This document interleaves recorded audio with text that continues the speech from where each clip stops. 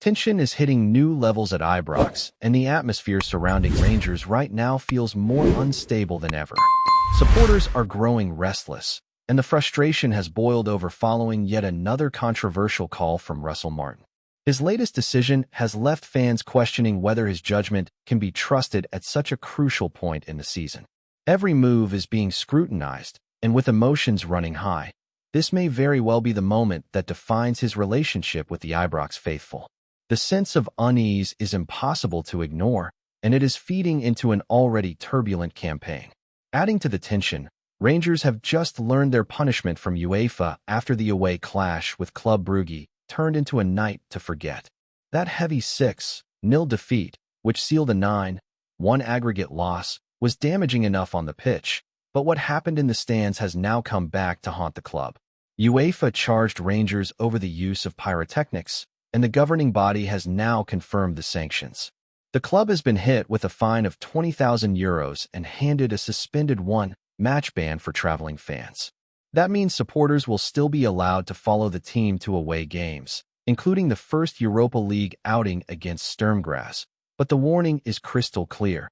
Any repeat of this behavior within the next 2 years, and the ban will become reality. This is not the first time Rangers have found themselves in hot water with UEFA over fan conduct. Last season alone, they were fined more than £27,000 for pyrotechnic use in games against Malmo and Lyon. There was also a £25,000 penalty and a suspended stadium closure following banners displayed during a Europa League tie with Fenerbahce, which UEFA classified as discriminatory behavior. The board at Ibrox issued a firm statement at the time, condemning those actions and insisting that a small minority had embarrassed the club on a European stage. They were explicit in their message that Rangers is a modern, progressive institution, proud of its diversity both on and off the pitch, and that anyone unwilling to embrace that ethos has no place among the supporters. It was a strong response, but the recurrence of issues has put the spotlight back on fan behavior and the consequences the club is forced to deal with. While that alone would be enough to dominate headlines, the saga surrounding Nico Raskin has thrown more fuel onto the fire. The Belgian midfielder, once regarded as one of the pillars of the squad, continues to find himself on the outside looking in. His exclusion from the Old Firm clash with Celtic sparked outrage and confusion, as Martin declined to confirm whether he was training separately from the first team. That decision alone created almost as many headlines as the match itself, and now, despite hopes that Raskin would return against Hearts, the door remains closed. Reports confirmed that the 24-year-old will not feature this weekend, extending a spell of uncertainty that is beginning to define his time at the club. Russell Martin addressed the matter directly in his pre-match press conference, stating clearly that Raskin will not be in the squad, even though he has returned to training with the group. The manager spoke about being pleased with the players available now that the transfer window has shut, insisting the focus must be on putting in a positive performance. His comments, however, did little to reassure the supporters who have been waiting to see if Raskin would be given the chance to fight his way back. For them, this feels like an unnecessary standoff that risks wasting one of the most talented players in the squad. From Raskin's perspective, he has been open about the challenges but also firm in his commitment. On international duty, he admitted that his situation at Rangers is complicated, yet he made it clear he wants to stay and fight for his place. He spoke passionately about his bond with the fans, his love for the club, and his desire to be part of Belgium's campaign this year. For him, the idea of leaving is not on the table. He wants to resolve matters in Glasgow, work hard, and prove he deserves playing time. But the reality remains that determination alone may not be enough if the manager refuses to reintegrate him. Every week that passes without his inclusion only intensifies the speculation, and the uncertainty is threatening to overshadow the team's progress. The clash with Hearts is set to go ahead without him, and once again all eyes will be on how Martin's squad performs. The fans are growing increasingly impatient, and many believe the manager is creating unnecessary drama by sidelining a player who could add quality to the midfield. For Raskin, words of loyalty may win sympathy, but ultimately actions on the pitch will matter most.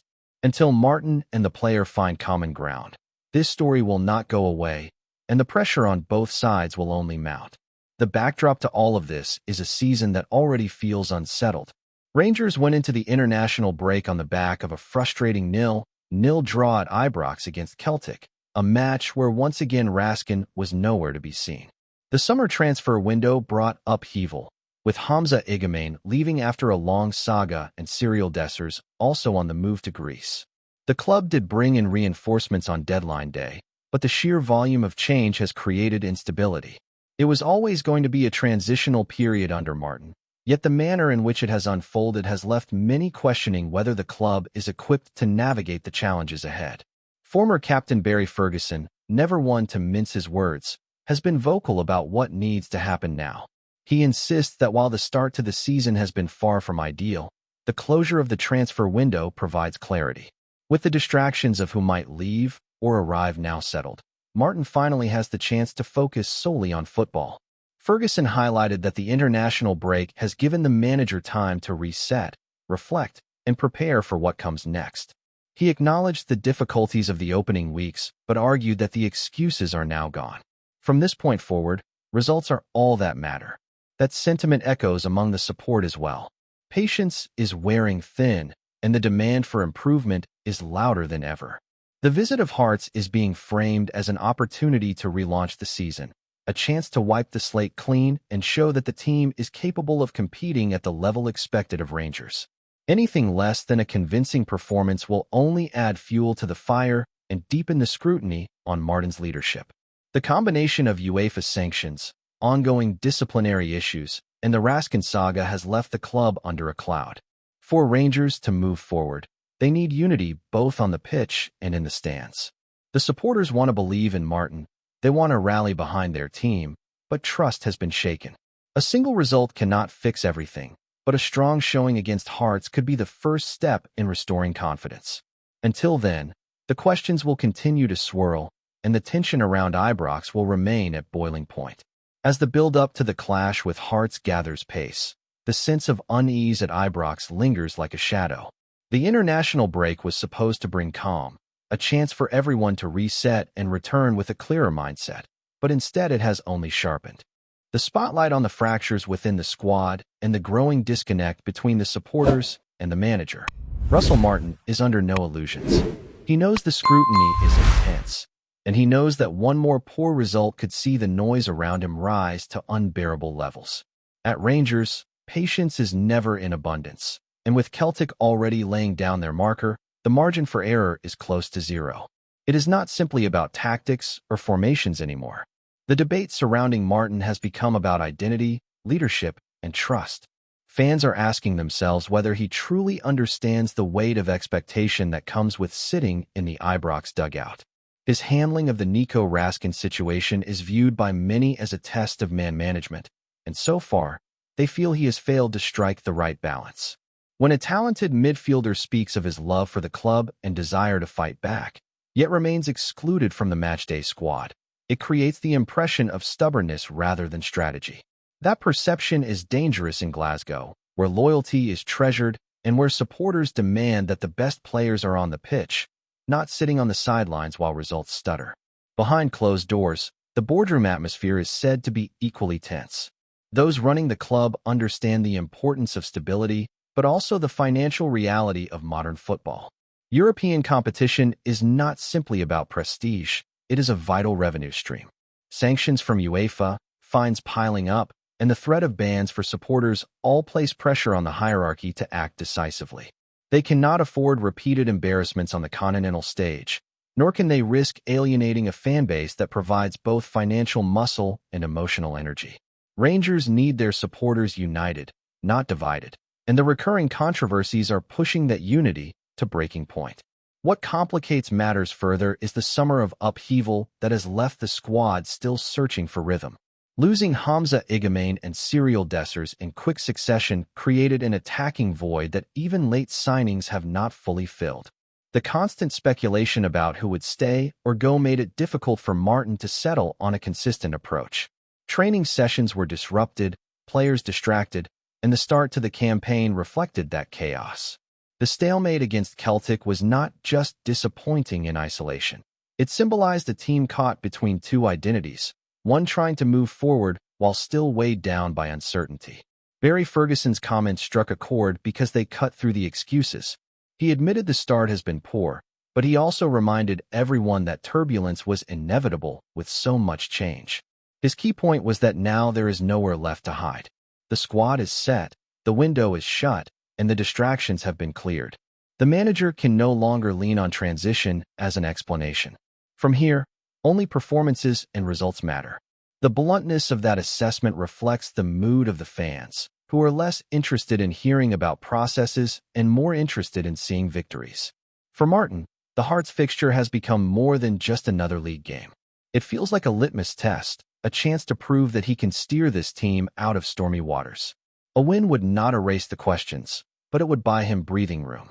A defeat, however, could transform grumbling frustration into open revolt. Ibrox is a cauldron when things go wrong, and once the atmosphere turns, it is incredibly difficult to pull it back. History is full of examples of managers who never recovered from losing the crowd, and Martin will know he is walking that tightrope already. Raskin's absence only intensifies the narrative. Every time Rangers fail to create or control a midfield battle, fans will point to the Belgian as the missing piece. The more he is left out, the louder those voices will grow. His public comments about staying, working hard, and cherishing the bond with the supporters strike an emotional chord, contrasting sharply with the cold, managerial insistence that he is not in the squad. It paints a picture of a player desperate to contribute, but locked out by a wall he cannot climb without the manager's permission. That image is powerful and will continue to fuel discontent unless Martin changes course. Yet, football has a way of flipping stories quickly. A strong display, a couple of goals, and suddenly the narrative could shift. Supporters are emotional, and while they are furious today, they can just as quickly rally behind a winning team tomorrow. That is why this next match carries such weight. It is not only about 3 points. It is about momentum, about creating belief, and about proving that Martin's project has direction. Without that, every press conference, every squad omission, every tactical decision will be magnified under a lens of skepticism. Beyond the immediate challenges, Rangers face a broader question of identity. The club's proud history is built on resilience, on refusing to back down, and on demanding the highest standards. The supporters see themselves as guardians of that tradition, and they expect the manager to embody it as well. When decisions appear to clash with that ethos, the backlash is inevitable. The relationship between Ibrox and its fans is unique in its intensity, and it can be a powerful driving force when in harmony. But when cracks appear, the noise can shake the entire structure of the club. The upcoming weeks will reveal whether Martin has the steel to withstand that pressure. He must navigate the Raskin saga, ensure European commitments are not undermined by disciplinary missteps, and mold a squad still searching for cohesion into something resembling a team capable of challenging for honors. That is no small task, but at Rangers, the demands are always extraordinary. Success is measured not in patience or gradual improvement, but in immediate results and tangible progress. Supporters want to see their side competing fiercely in every match, not explaining away shortcomings as part of a transition. Before we continue, make sure to subscribe to our channel and turn on notifications to get all the exclusive news about Rangers FC. Don't overlook any details about your beloved team. It's crucial for Rangers FC fans. Could Jose Mourinho really have been offered the chance to manage Rangers and turn it down? That's the whisper echoing across the Scottish football grapevine after William Gallas, the former Arsenal and Chelsea defender, stirred the pot with a blunt remark. According to Gallas, the Portuguese manager, famed for his silverware and swagger, would see Rangers as too small for his ambitions. The suggestion has sent shockwaves from Ibrox to pubs across Glasgow, sparking a fierce debate over whether the Special One would ever consider trading Europe's top 5 leagues for the Scottish Premiership. Mourinho, who has never been shy about his own stature in the game, has been linked with countless clubs since his departure from Roma. But for Rangers supporters, the very idea of him on the touchline in Govan is enough to quicken the pulse. The prospect of Mourinho battling Celtic in Old Firm derbies is the stuff of tabloid dreams. Yet Gallas's claim cuts deep, hinting that the grandeur of Scottish football simply doesn't measure up to Mourinho's lofty standards. Those close to the Rangers' hierarchy have remained tight-lipped, but the whispers refuse to die down. Could there have been a tentative approach? Was Mourinho's camp sounding out possibilities, only to politely decline? Or is this nothing more than mischief-making from Gallas, a man never afraid to speak his mind? Whatever the truth, the notion of Rangers being too small has ruffled feathers. After all, this is a club with a storied European history, a passionate fan base, and a recent taste of continental finals. Some fans laugh it off, insisting Mourinho's ego would never fit in the Ibrox dugout anyway. Others take offense, pointing out that Rangers, alongside Celtic, remain giants in their own right, even if the financial muscle of the Scottish Premiership pales in comparison to England, Spain, or Italy. For now, the story remains a rumor, a tantalizing what-if drifting through football's rumor mill. But one thing is certain, the idea of Jose Mourinho in Scotland, even fleetingly, has captured imaginations and stoked a fiery debate that shows no sign of cooling. Greetings, fans. Make sure to hit that like button and subscribe to the channel, as it's greatly appreciated by Rangers FC. And don't forget to share your thoughts on the news in the comments section below. Until the next video, stay tuned.